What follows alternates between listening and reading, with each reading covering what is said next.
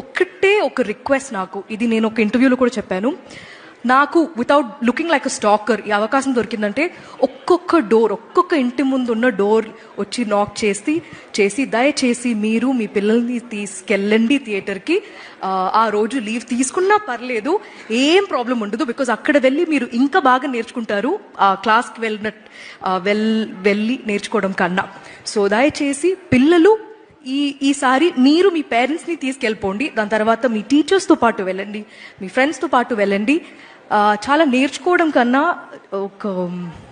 చాలా ఫన్గా ఉంటుంది. సో తక్కువ సినిమా, నాకు తెలుగులో ఇలాంటి సినిమా వస్తుందనేది చాలా గర్వంగా చెప్తున్నాను.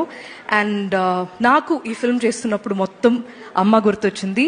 I want to dedicate 35 as a tribute to all of the mothers across the world and all of the parents across the world.